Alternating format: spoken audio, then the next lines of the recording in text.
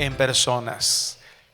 Y también la Biblia nos enseña que hay cosas que dentro de esa iglesia universal Dios nos permite pertenecer a lo que hemos denominado, para distinguirnos, la iglesia local, como en la que estamos el día de hoy aquí participando. Esta iglesia local, Dios nos invita a que podamos tener algo que denominamos mutualidad cristiana, una búsqueda de unidad a través de acciones que dice el libro de Hebreos, en que nuestra razón para estar juntos, para congregarnos, es estimular el amor y las buenas obras, no para que los demás vengan y hagan obras sobre mi vida y me amen. No, la invitación es para que seamos un canal de bendición para nuestros hermanos, amando, para mostrar ese amor de Dios, amando, haciendo bien a las personas con las que pertenecemos a esta iglesia local. Entonces, esa idea que tenemos a veces de que reunirnos a la iglesia es como ir al supermercado, en donde agarro mi carrito espiritual y vengo y yo necesito esto, esto que me dijo está bueno, yo necesito esto, y de repente no encuentras y entonces me voy a otra tienda. O vas a la gasolinería, ¿verdad? Y con tu coche, porque ya traes el tanque vacío. No, y si necesito ir a la iglesia, voy a abastecerme. Y ya se acabó. Esa es la iglesia, ese es el concepto de iglesia tradicional de la religión. Pero no es el bíblico. Lo que Dios nos encarga a nosotros como su pueblo es que nosotros amemos, que nosotros mostremos ese amor como Él lo mostró. Dios nos amó y ¿qué hizo? Dio. Ese es el principio de amor. Tú puedes decirle a alguien, te amo tanto, pero si tú nunca le das nada, eres un mentiroso. Estás mintiendo. Si tú no le das de tu tiempo, si tú no le das de tu aprecio, si tú no le das de tus mejores palabras, si tú no le das de tus recursos, eso no es amor. Pero el mundo nos influencia de tal manera que le hemos catalogado ese amor. Siento tanto amor por ti. Y por eso a la gente se le hace tan fácil decir, tengo tanto amor por ti. Y viene su perrito muriendo en la cara. Te amo tanto, perrito. Y te sirve tanto tu coche que dices, amo mi coche. Y te gusta tanto la paleta de vainilla que dices, amo las paletas de vainilla. O de guanábana, la mía es la de guanábana. Pero eso no es amor. Y ese es el asunto de reunirnos y establecer los conceptos correctos de acuerdo a Dios, que nos vayan haciendo caminar juntos, porque la trascendencia de la palabra de Dios en nuestras vidas es eso, transformación. Vidas que reflejen lo que está aquí escrito. Porque si ese no es nuestro objetivo, hermano, que Dios nos lleve al cielo. Si el objetivo de iglesia no es vivir lo que Dios nos dice, no tenemos ninguna otra razón para estar aquí. Dios nos está llamando a eso. Y ese es el asunto importante de que unifiquemos la fe, la doctrina, lo que la Biblia nos enseña. Porque ese es lo que realmente va a provocar cambios en nosotros que nos lleven a ese punto. ¿Qué tenemos como referencia para esa fe? Ya lo vimos, la Biblia. La Biblia es la palabra de Dios. Amén. Y esa es nuestra guía. Una palabra de Dios que es infalible, inerrante, suficiente. Es suficiente no significa que yo voy a encontrar todas las respuestas que yo tenga en mi mente que me puedan ocurrir. No, voy a tener todas las respuestas para que yo pueda vivir en estas vidas. Es suficiente en la providencia divina, en que todo lo que yo tenga que enfrentar aquí en la tierra, Dios tiene una respuesta. Para eso sí. Y si Dios no responde una pregunta en mi mente, eso quiere decir que no tengo la necesidad de responder esa pregunta en esta vida. Y esa palabra de Dios se enfoca directamente, principalmente, prioritariamente, le da la mayor importancia a quién es Dios, a quién es Él. Nos revela quién es Dios. Y lo importante de conocer a Dios, el resultado de conocer a Dios, porque esto no puede dejar de suceder en la vida de una mente regenerada, una mente espiritual. Entre más como hijos de Dios comenzamos a conocerle, le vamos a amar más. Cada día vamos a estar mucho más convencidos de que Dios es digno, de que le amemos, de que le obedezcamos, que entre más conocemos a Dios vamos a ir admirándolo más, y cuando admiramos a Dios vamos a poder adorarle con todo nuestro corazón. Algunos como cristianos nos hemos equivocado y pensar que la adoración basta con que sigamos unas letras que están por ahí puestas, que más o menos le demos un ritmito más o menos bueno, una tonalidad más o menos buena. Eso es adoración, no, hermano. La adoración implica un agradecimiento por el reconocimiento de quién es Él, y que eso que es Él no cabe en nuestra mente y en nuestro corazón, el admirarlo cada vez más. Y en este conocimiento que tenemos de Él, que creemos de Él, nos ha revelado la palabra que Él es Dios único, soberano y trino. Y la semana pasada estudiamos con nuestro pastor Josué acerca de los argumentos de qué es la Trinidad. Un punto importante doctrinal, porque es muy común que muchas personas dentro y fuera de la iglesia les resulte un concepto confuso. Hay personas que dicen: yo no puedo ser cristiano, yo no puedo creer en el Dios de la Biblia, porque en su esencia la doctrina cristiana tiene una contradicción. Y yo soy una persona inteligente, así es que no puedo aceptar una contradicción. Y esa contradicción es que Dios es tres, o Dios es uno y tres al mismo tiempo. Y eso es contradictorio. Bueno, hay argumentos filosóficos de la filosofía que nos enseñan que no es así.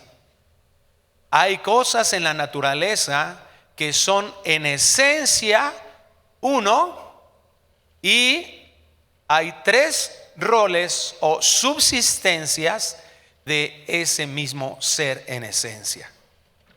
Un ejemplo en la naturaleza que podemos ver con toda claridad, aunque obviamente este ejemplo no nos revela todo lo que Dios es, pero simplemente yo quiero derribar esos argumentos que nos han invertido de alguna manera nuestra mente, que nos han hecho reaccionar y decir: ay, es que yo no entiendo la Trinidad.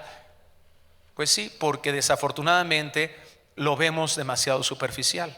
Y eso, además de utilizar términos, como les dije hace un momento, equivocados, es decir, no entendiendo lo que significa en su esencia esa palabra, o que los hemos utilizado coloquialmente de otra manera, porque eso es lo que sucede en la cuestión filosófica de la Trinidad.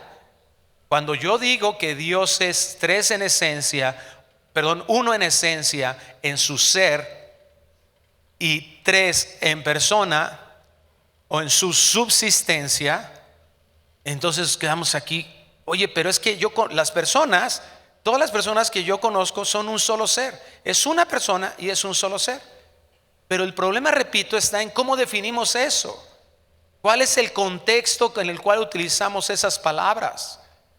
Pero definitivamente nosotros tenemos una explicación filosófica lógica de aquello que teológicamente llamamos divina Trinidad.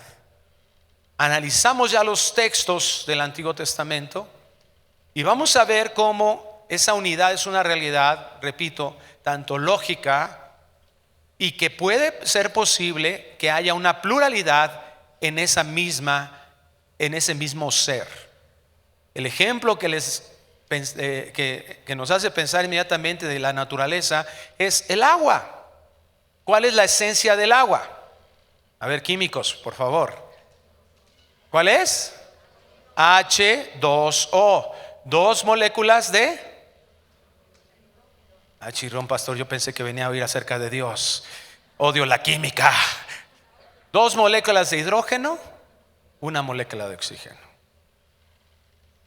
Cuando esa manifestación, esa esencia de H2O, de esas moléculas, están en el sólido, ¿pierde la esencia? Y es hielo. Cuando está en el vapor, ¿cuál es su molécula? H2O. Su esencia sigue siendo la misma, pero se manifiesta de forma diferente. Y cuando está en un vaso líquido, ¿cuál es su esencia? H2O. Nunca deja de la esencia del agua siempre es la misma.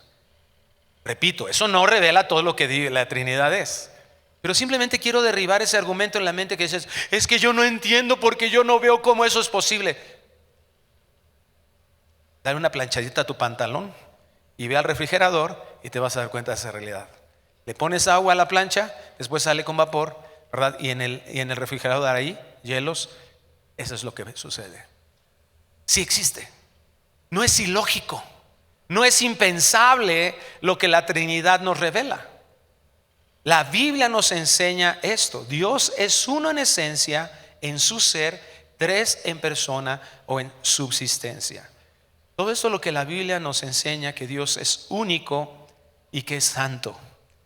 Esa santidad nos muestra la trascendencia de Dios. ¿Qué quiere decir eso? Que Él es, no hay nadie en lo que Él es semejante a lo que Él es en nada de lo creado.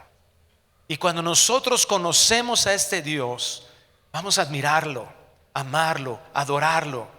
Por eso hoy vamos a continuar conociendo todo aquello que distingue la gloria de la Trinidad. Ese es el tema del día de hoy, la gloria de la Trinidad. Y vamos a leer en Deuteronomio capítulo 6, versículo 4.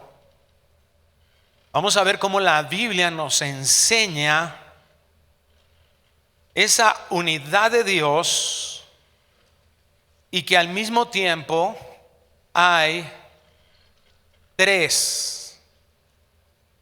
Para empezar, vemos aquí en Deuteronomio 6, 4, cuando el Espíritu Santo inspira a Moisés a escribir esta parte de la Biblia, y antes de hacer una invitación a el mandamiento más importante de toda la Biblia, o donde se concentra, dijo Jesús. Ahorita vamos a leer también en Marcos 12, 29, que este mismo versículo lo retoma él, en donde se concentra todo lo que Dios enseña como su ley. Se escribe estas palabras: Esma. Se traduce al español en nuestra Biblia, oye. ¿Qué es Esma? Esma no significa solamente permitir sonidos en tu sistema auditivo. Esma es una actitud. Esma es aún más que escuchar, es decir, oír con atención. Es estar dispuesto a obedecer. Ese es el Esma. Cuando dice oye Israel, le está diciendo como la actitud. Le estás haciendo una invitación para tener actitud. Ustedes han visto los soldados, ¿verdad? Cuando están así formaditos todos ellos y están ahí todos esperando a que el sargento les diga Esma. Nadie les dice Esma, pero ellos tienen esa actitud. ¿Qué hace el sargento? Dice firmes. ¿Y qué hace el soldado? Se pone más duro, ¿no? Paso redoblado. Dobla la rodilla. Bueno, los que estuvimos en la escolta, ya me dime, sabemos de qué se trata. Paso redoblado. Él ya está obedeciendo. Esma es eso. Él está en una actitud total obediencia. Y cuando el sargento dice paso, ya. Me encanta hacer eso porque 2, 3 hermanos los despierto. Les estoy ayudando, es parte de la misericordia que he aprendido de Dios. Esma Israel, oye Israel, Jehová nuestro Dios, Jehová uno es. Y amarás a Jehová tu Dios de todo tu corazón y de toda tu alma y con todas tus fuerzas. Y estas palabras que yo te mando hoy estarán sobre tu corazón. En Marcos capítulo 12, versículo 29, le hacen un cuestionamiento a Jesús acerca de cuál es, y por eso lo afirmé hace un momento, lo más importante de los mandamientos de Dios. Y Jesús le respondió, dice Marcos 12, 29, el primer mandamiento de todos es: oye Israel, el Señor nuestro Dios, el Señor uno es. Y amarás al Señor tu Dios con todo tu corazón y con toda tu alma y con toda tu mente y con todas tus fuerzas. Este es el principal mandamiento. Antes de continuar, yo quiero pedirle un favor. Cierre sus ojos. Me va a permitir dirigir una oración a nuestro Dios. Padre, te damos gracias por tu palabra, por lo que hemos aprendido durante estos meses acerca de lo importante de la unidad en la fe, en lo que creemos. Hemos aprendido lo maravilloso que has sido tú al dejarnos tu palabra. Estamos aprendiendo en estas últimas semanas acerca de quién eres tú. Y Dios, reconocemos verdaderamente que no hay nada en nosotros, en ninguno de los que estamos aquí, con la capacidad de entender lo más importante de tu palabra, lo espiritual, aquello que transforma nuestra vida. Te rogamos que quites todo impedimento para que eso suceda. Si hay altivez, orgullo, soberbia intelectual, si creemos que sabemos demasiado, Padre, pero no lo estamos aplicando a nuestras vidas, ¿de qué ha servido? Ayúdanos para que lo que aprendamos de ti el día de hoy nos lleve verdaderamente a vivir como a ti te agrada. Que lo que aprendamos de ti hoy, o tal vez algunos lo vamos a recordar, pero Dios, que eso impacte nuestro corazón, que nos haga vivir de una forma verdaderamente que te complazca a ti. Te rogamos esto en el nombre precioso de Cristo Jesús. Amén.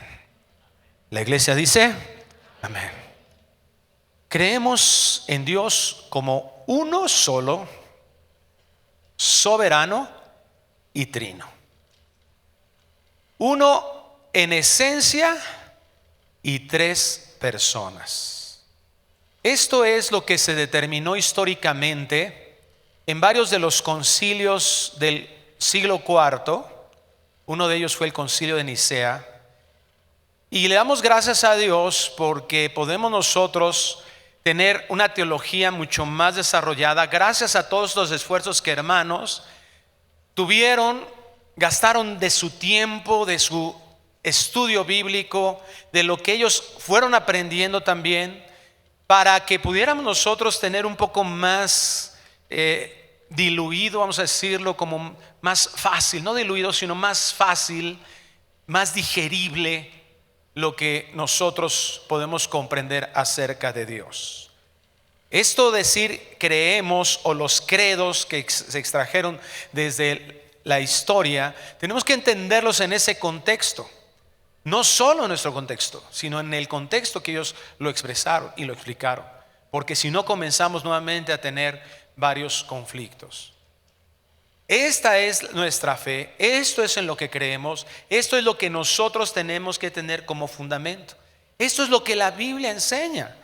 Ya lo vimos que el Espíritu Santo se lo inspiró a Moisés, y en la coincidencia de las palabras de Cristo, en donde nosotros consideramos que Él es Dios, y ahorita vamos a hablar de esa deidad, como la Biblia habla de la deidad de Cristo, para que no tengamos ninguna duda, porque todos nosotros podemos tener buenas convicciones acerca de algunos temas, pero yo quiero invitarte y suplicarte que siempre que tú puedas explicar algo con tus palabras, cuando alguien te pregunte ¿por qué?, tú puedas decir, decir algo como lo que voy a decir ahorita: Dios es uno. ¿Dices amén a eso?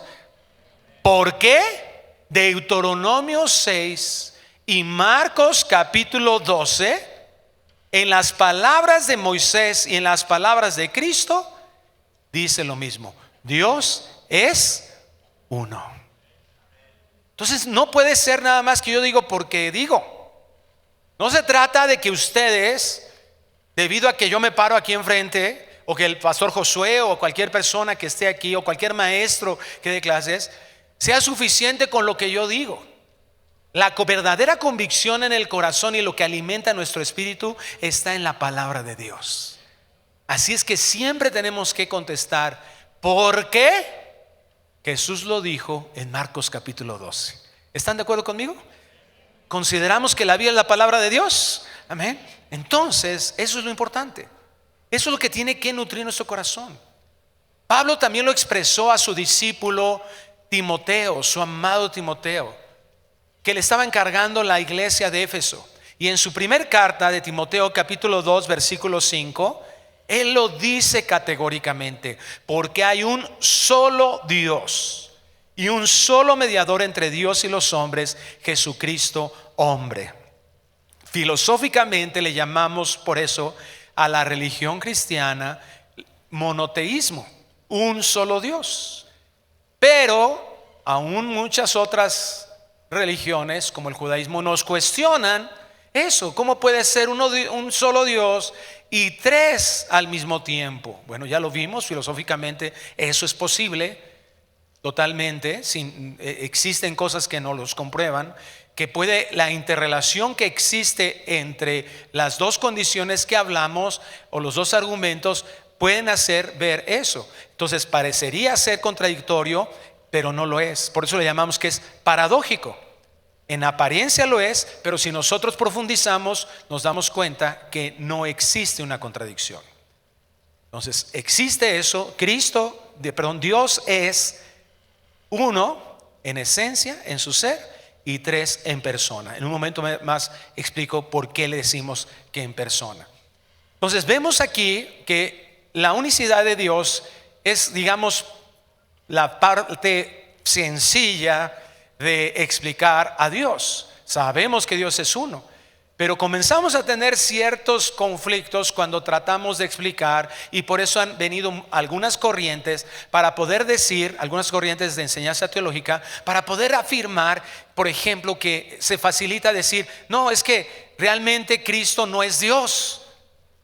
Y que el Espíritu Santo pues tampoco es Dios. Es como una energía, es como una manifestación nada más, y eso es suficiente. Pero la Biblia no nos enseña eso. Entonces vemos de inicio en los textos que hemos visto hasta ahorita que la unicidad de Dios es clara y real, y no hay ningún cuestionamiento prácticamente en relación con eso, ¿verdad? Sin embargo, vemos que desde el Antiguo Testamento, o vimos con el pastor José la semana pasada, que el Antiguo Testamento nos revela una pluralidad en unidad. Presenta un solo Dios en singular y presenta al mismo Dios en plural. Desde el Antiguo Testamento vemos manifestaciones de las tres personas de la Trinidad. Y vemos ahí en Mateo capítulo 28, 19, justo cuando Cristo, antes de partir de este mundo, en el final de su ministerio, y esto es lo que vamos a ver, que no tiene una casualidad, sino intencionalidad, porque Cristo les deja a sus discípulos un encargo. Dice Mateo 28, desde el 18, toda potestad me es dada en el cielo y la tierra. Y el 19 dice, por tanto, id y haced discípulos a todas las naciones, bautizándolos en el nombre del Padre y del Hijo y del Espíritu Santo. Muchos que proponen, no, es que si son tres, entonces estamos hablando de tres dioses. No, ya lo vimos. En esencia, su naturaleza es uno. Su ser como tal es uno. ¿Te das cuenta cuáles son las palabras que dice oye Israel, Jehová nuestro Dios Jehová? ¿Qué dice? Uno es. Muy importante de saberlo. No, Dios no existe, Dios es. Y en la revelación que vemos de la Biblia hay una subsistencia de Dios en tres. Padre, de acuerdo a la revelación bíblica que acabamos de leer, Padre, Hijo y Espíritu Santo. Y de ahí emanamos el concepto teológico de Trinidad. Tres, unidad. Triunidad. Tres en uno. Eso es en lo que se resume esta enseñanza bíblica. No vayas a buscar literalmente en la Biblia la palabra Trinidad.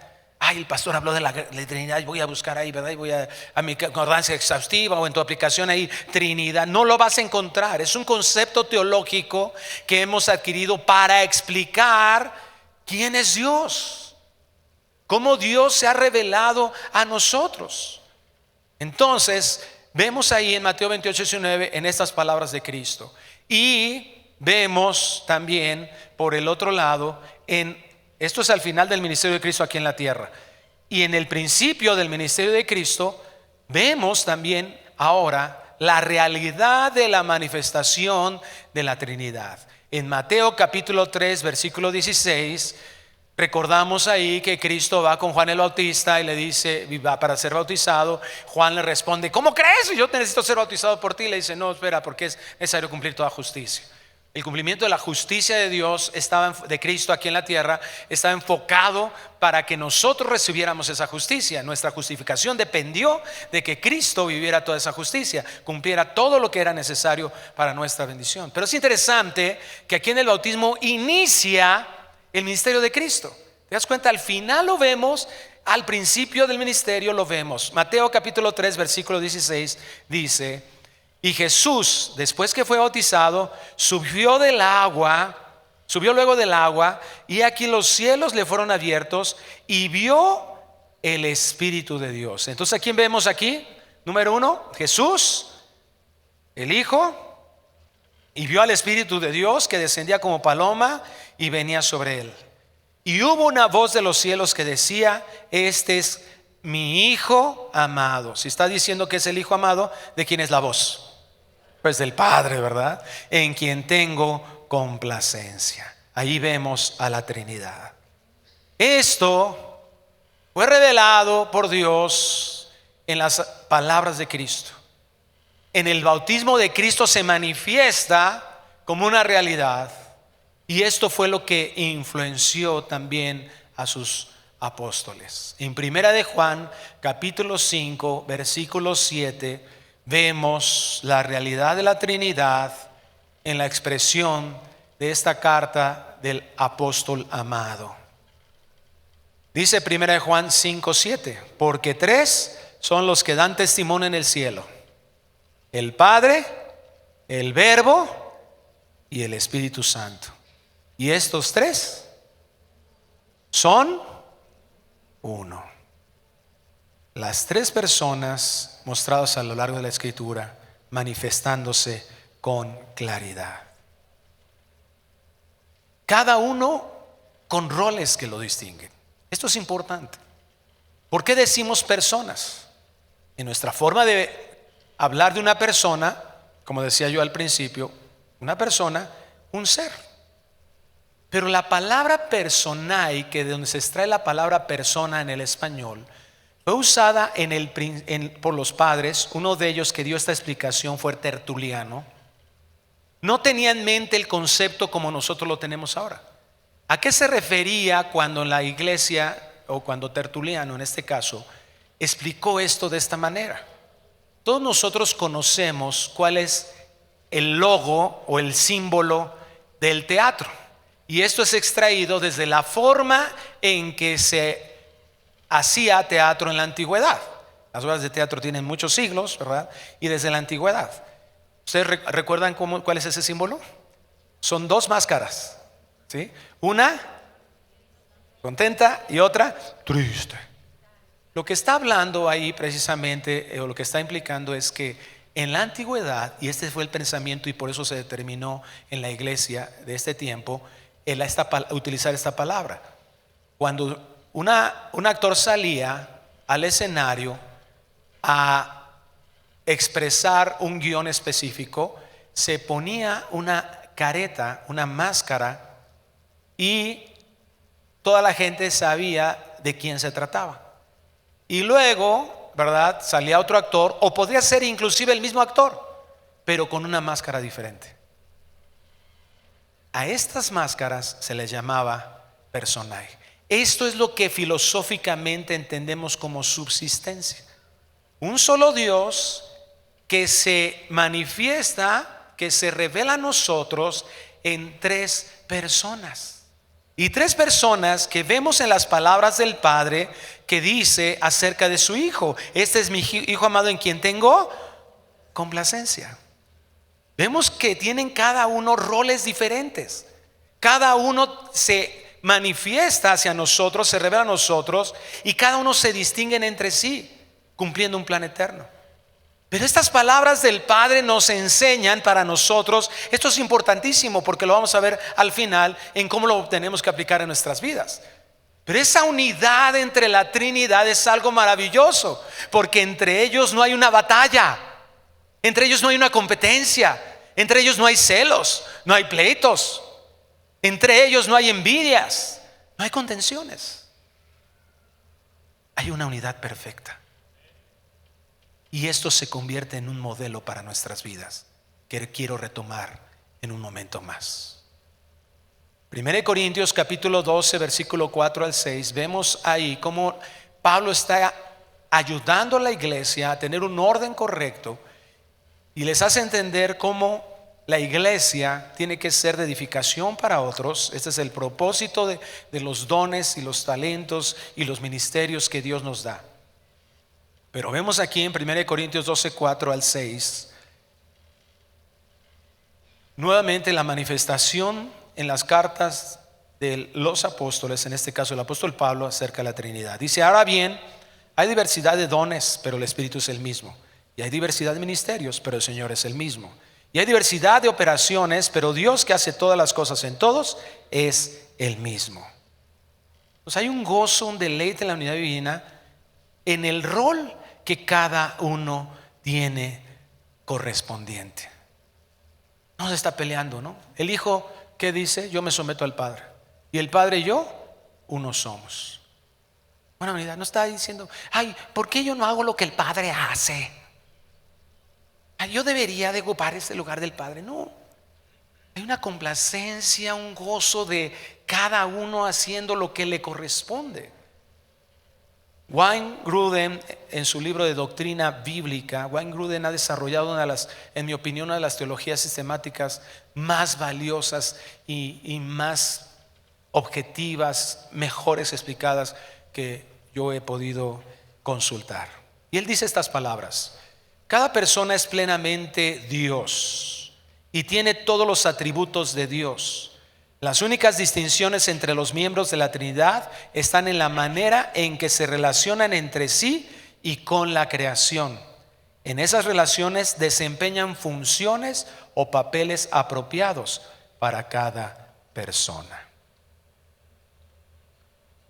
En el entendimiento de lo que podemos nosotros tener en relación a la Trinidad, hay una corriente que se opone a la verdad por tratar de explicar de alguna manera humana esta realidad. También en la antigüedad vimos, desde la antigüedad, desde los primeros siglos, una corriente que se le llamó el arrianismo, porque Arrio, un obispo de esa época, propuso que algunas palabras en las que se expresaba o que se dirigía a Cristo como unigénito o como primogénito estaban dirigidas a que Cristo es un ser creado.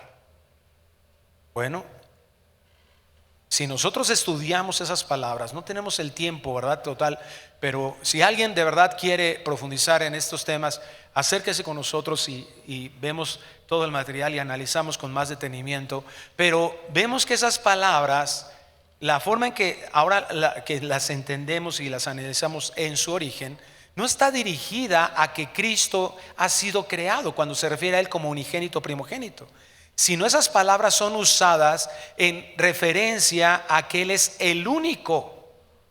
Está dirigidas en referencia a que es a la clase que Él tiene ante la creación, la posición que Él tiene como supremo en la creación. Y es como nosotros podemos entender eso. Juan 1:1 nos dice categóricamente, como para que no tengamos nosotros ninguna duda, Ya lo vimos, ¿verdad? En los textos anteriores, que el Hijo, el Verbo, como se refieren a Cristo, está exactamente en el mismo nivel, por decirlo de una manera, de categoría o de ser de Dios. Pero aquí lo dice explícitamente. Juan 1:1. Muchos de ustedes se lo saben. Yo le voy a pedir que lo leamos juntos. ¿Qué le parece? ¿Sí? 1, 2, 3. En el principio era el Verbo, y el Verbo era con Dios, y el Verbo era Dios. Hay dos cosas importantes en Juan 1:1. Número uno, catalogan a Cristo. El versículo 14 te dice quién fue Cristo, perdón, quién fue el Verbo. Está dirigido totalmente a Cristo. Pues Cristo está diciendo es Dios. Pero también nos da una distinción, porque el mismo Verbo estaba con Dios. ¿Sí? Entonces aquí vemos nuevamente la pluralidad.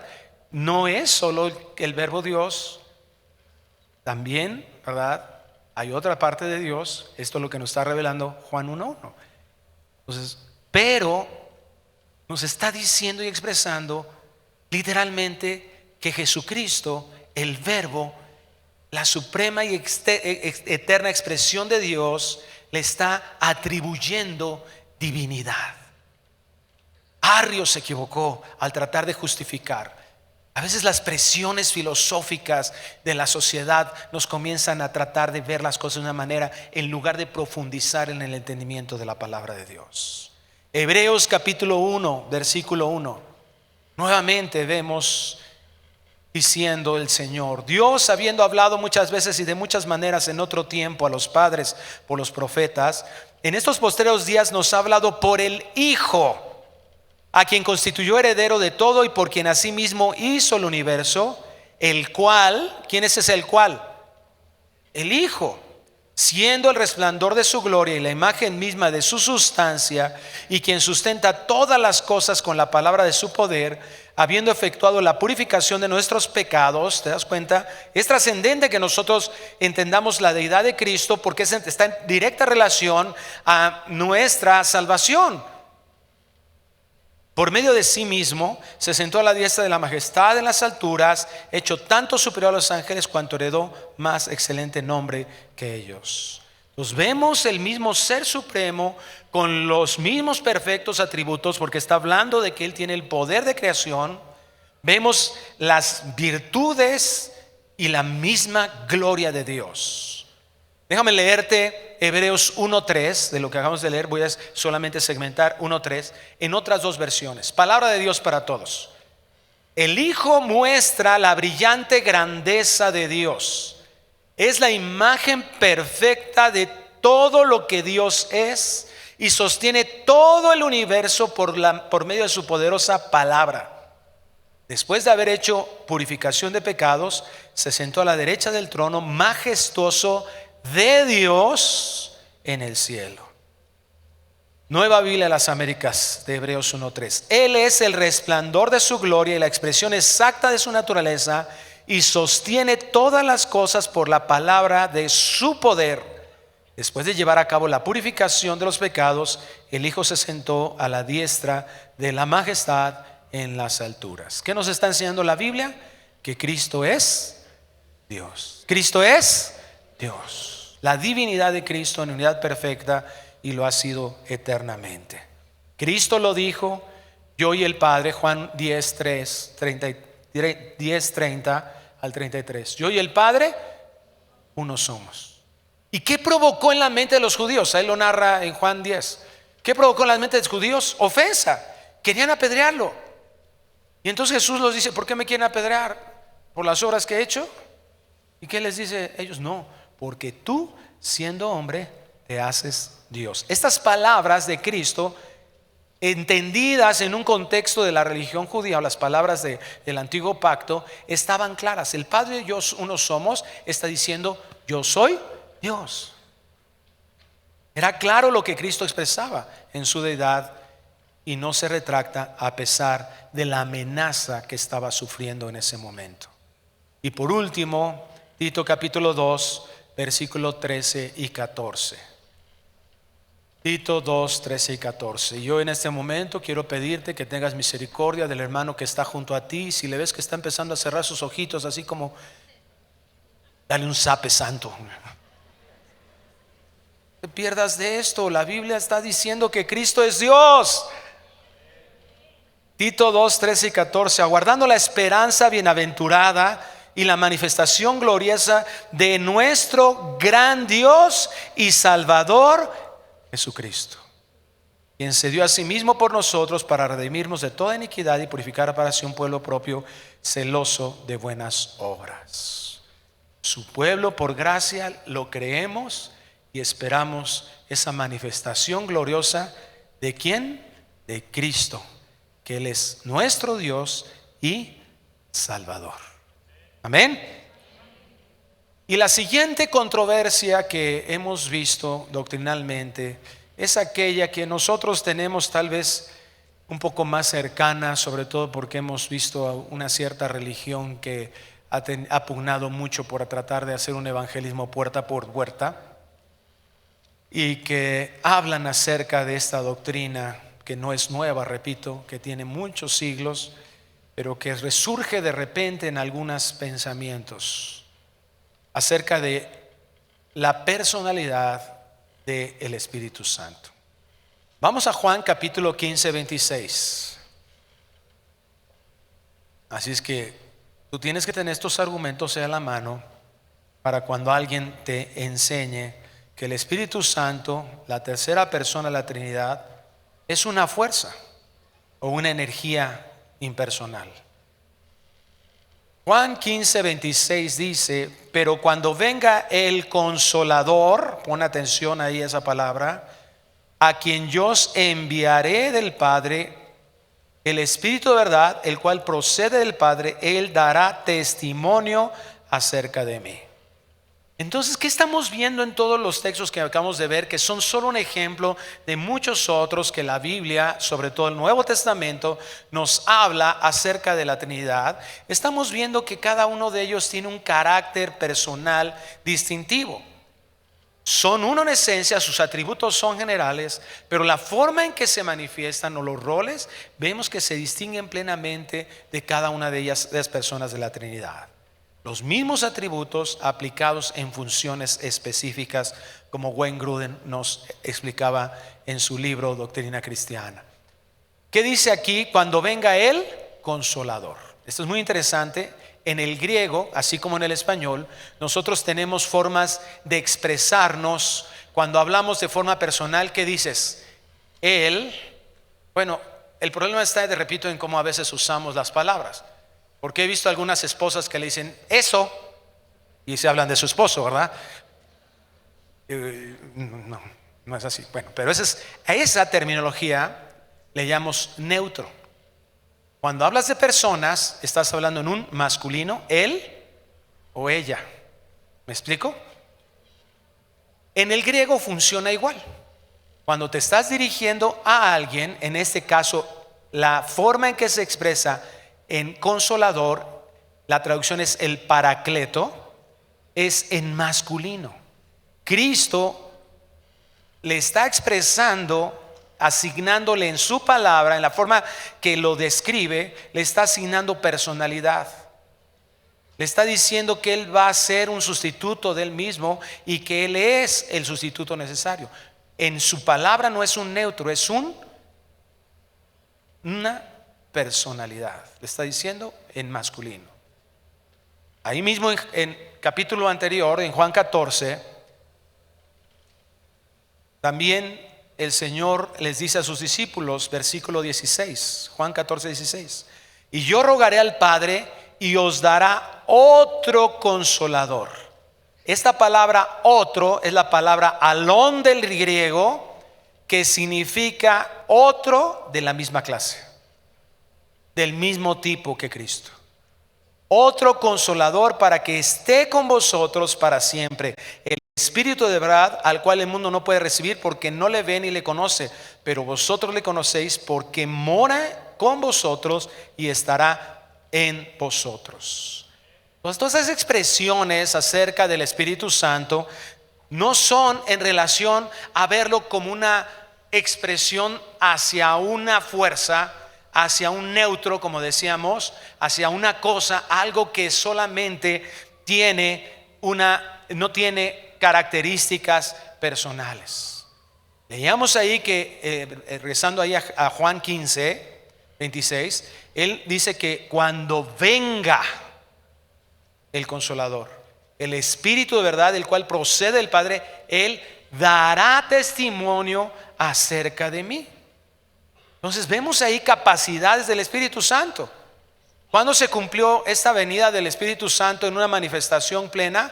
En el día del Pentecostés, Hechos capítulo 2. Entonces Él tenía la capacidad de venir. Ahí en Juan 16, vamos a Juan 16 rápidamente. Juan 16:8. Mira todo lo que puede hacer el Espíritu Santo. Y cuando Él venga, ¿qué dice? Convencerá. No dice que el Padre a través del Espíritu convencerá. No, el Espíritu mismo lo hará. ¿Me estoy explicando, hermanos? Él convencerá al mundo de pecado, de justicia y de juicio. De pecado por cuanto no creen en mí, de justicia por cuanto voy al Padre y no me veréis más, y de juicio por cuanto el príncipe de este mundo ha sido ya juzgado. Aún tengo muchas cosas que deciros, pero ahora no lo podéis sobrellevar. Pero cuando venga el Espíritu de verdad, Él os guiará. El Espíritu Santo convence, el Espíritu Santo habla, porque no hablará por su propia cuenta, sino que hablará todo lo que oyere. Habla, enseña, guía, oye, actúa. ¿Qué nos denota eso? Que hay una inteligencia. Dice que el Espíritu Santo se contrista. Hay emociones, hay voluntad propios de un ser personal. 1 Corintios 12:11 dice: pero todas estas cosas las hace uno y el mismo Espíritu, repartiendo a cada uno en particular como Él quiere. La revelación del Espíritu Santo nunca es en algo que no tenga esas capacidades que hemos mencionado. Siempre es. Y por último, 2 Corintios 13:14. Esto es maravilloso, es hermoso. La gracia del Señor Jesucristo, el amor de Dios y ¿qué dice? Comunión del Espíritu Santo sean con todos vosotros. Amén. ¿Verdad que es hermoso? El Espíritu Santo que mora en nosotros tiene una relación íntima. Esa es la palabra koinonía del griego. Entre nosotros, los hijos de Dios, los creyentes y el Espíritu Santo. Qué hermoso que ese Dios, creador del universo, venga a nosotros y nos diga: tengo una relación íntima contigo. ¿Cuántos dicen amén a eso? Glorioso es nuestro Dios, ¿verdad, hermano?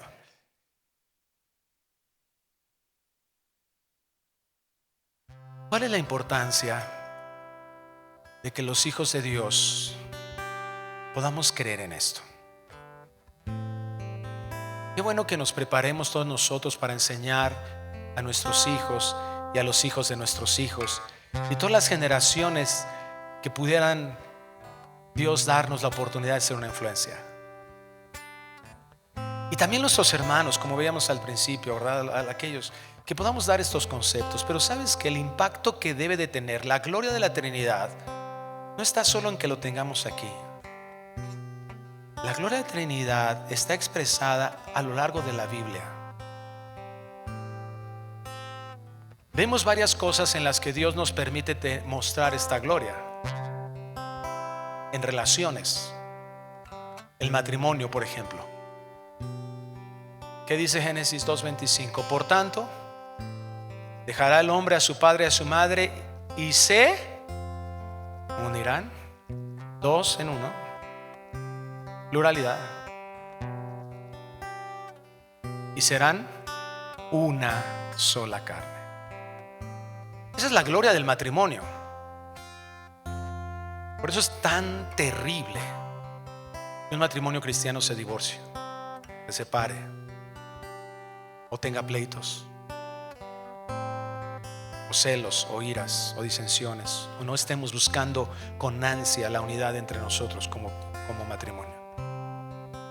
Nos estamos perdiendo de lo más delicioso del matrimonio, que es la gloria de Dios. Tenemos que entender eso. El deleite mayor que puede tener una persona en la tierra, en todo el universo y en toda la eternidad, siempre va a estar ligado a la gloria de Dios, a reflejar quién es Dios. No es cualquier cosa que tú digas, ya no me voy a esforzar nada, que le llegue esta señora ya.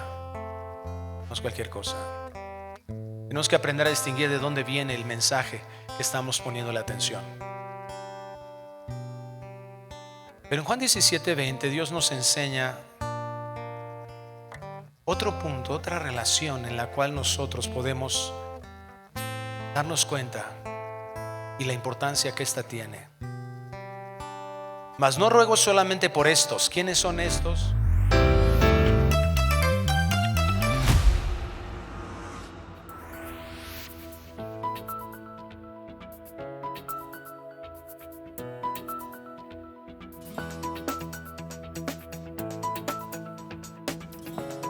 Creído. Y escucha el versículo 21: para que todos sean uno, como tú, oh Padre, en mí y yo en ti, que también ellos sean uno en nosotros. ¿No dices wow? ¿Sabes por qué no decimos wow? Porque esto no es la realidad. Hermanos, ese individualismo que tenemos convencido de estarnos preocupando solo por nosotros y usar la iglesia como una gasolinería, como una tienda de autoservicio, ha hecho que la oración de Cristo no sea una realidad en nuestras vidas. Vale la pena ser un discípulo de Cristo. ¿Sabes qué significa ser un discípulo de Cristo? Morir a nosotros, morir a ti mismo, dice el Señor, cada día. ¿Cuántas excusas tenemos para no hacer eso? ¿Cuántas razones hemos tenido para no hacer eso? Yo te garantizo que si tú analizas todas esas razones, siempre van a tener un punto de coincidencia. Yo mismo, el interés por mí mismo, por no sufrir, porque no me duela. ¿Qué tiene de malo? ¿Qué tiene de malo pensar en mi bien? Mucho. Ahora, el asunto de fondo, amado, es que no lo podemos hacer por nosotros mismos. Es que demuestra cuánto nos está haciendo falta tener esa relación íntima con Él, que nos lleva a estar convenciéndonos. El asunto de fondo es que no nos ha interesado ver a Cristo como nuestro modelo. Porque si eso fuera real, déjame decirte unas palabras: el ser más hermoso, más valioso, más santo, el hombre que no tenía ninguna comparación con nada de lo existente en este mundo, fue a la cruz del Calvario a morir en nuestro lugar y a sufrir y a padecer la ira de Dios, un dolor que no podemos nosotros ni siquiera poder imaginarnos en su realidad de lo que eso significó. Ese es nuestro maestro. Y si Él es nuestro maestro, tenemos que empezarle a perder miedo al dolor, porque es la única manera de llegar a los beneficios de Dios. John Piper dijo unas palabras en su libro El Evangelio es Dios: todos los seres humanos desean el cielo, pero están engañados en la forma en que creen que pueden conseguir el cielo. Todos deseamos esa paz, todos deseamos ese gozo, pero estamos tan engañados pensando que lo podemos conseguir si nos esforzamos por ello, que nunca lo llegamos a tener hasta que entendemos lo que Cristo nos está poniendo como ejemplo. La gloria de la Trinidad se va a entender en esta tierra cuando muramos a nosotros mismos y la plasmemos en la unidad entre nosotros. Y esa unidad solamente es cuando nos alineemos en la doctrina y entender quién fue Cristo, y muramos a nosotros mismos y estemos dispuestos a dar la vida por nuestros amados, por esta iglesia, por cualquiera de los que están en esta iglesia. Y escucha lo que sigue: para que el mundo crea que tú me enviaste. La gloria que me diste yo les he dado, para que sean uno, así como nosotros somos uno, yo en ellos y tú en mí, para que sean perfectos en unidad. Y lo vuelve a decir: para que el mundo conozca que tú me enviaste. ¿Por cuántas personas has orado para que se conviertan al Señor y al día de hoy no se han convertido?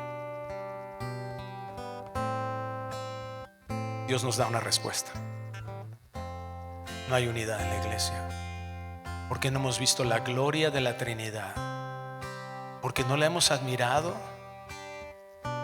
porque no estamos dispuestos a morir a nosotros mismos por esa gloria. Te voy a pedir que cierres tus ojos. Señor, estamos convencidos que nos has amado, y tu palabra dice que nos has amado como amaste a tu propio Hijo, porque esa es tu naturaleza. Entendemos que eres uno, que no hay nadie como tú, que eres admirable y digno de toda alabanza y adoración. Creemos, Señor, que esa unidad perfecta en tres, como tu palabra nos ha enseñado, es maravillosa. Pero permite que admiremos tanto eso, que como tus hijos, nos das el privilegio hermoso de reflejarlo en la tierra, en la unidad con nuestros hermanos. Permite que este sea un parteaguas en esta iglesia, nuestras vidas, que estemos dispuestos a ya no estar preocupados y ocupados por nosotros mismos, porque tú sí estás ocupándote de nosotros cada instante. Señor, y como iglesia sabemos que tal vez no va a haber cambios sustanciales inmediatos, pero que con el tiempo se pueda ver que estamos convencidos que tu palabra es verdad. Que se refleje, Señor, en la manera en que empezamos a tratarnos como esposos, como hijos, como padres. Que estemos dispuestos a renunciar a nosotros mismos como lo más importante, y que eso se refleje en la manera en que voy a tratar a mi hermano, en la hora que me voy a ocupar de mis hermanos. Porque queremos ver, te lo decimos con todo nuestro corazón, queremos ver a personas convertidas, a nuestros amados convertidos a ti. Que el mundo conozca que tú fuiste enviado, Jesús, a este mundo para redimirnos, que tú eres real, que tú eres Dios y que tú eres el Salvador. Que nuestra forma de vivir como iglesia, Señor, impacte los corazones de este mundo. Que iniciemos aquí, Señor, con un corazón dispuesto a amar como tú nos amaste, dando. Muchos de nosotros ocupamos todo nuestro tiempo nosotros en cosas que nos agradan. Ayúdanos a dar tiempo para otros. Señor, creemos en esto, pero ayúdanos en nuestra incredulidad, en la incredulidad que ha sido demostrada en nuestra forma de vivir. Ayúdanos en nuestra incredulidad, Señor. Te pedimos esto porque sabemos y reconocemos que eres un Dios bueno, eres un Dios bondadoso, misericordioso como nadie. Y solo en ti, Dios, esto será posible y para tu gloria. Te lo pedimos en el nombre y por los méritos de Cristo Jesús. Amén.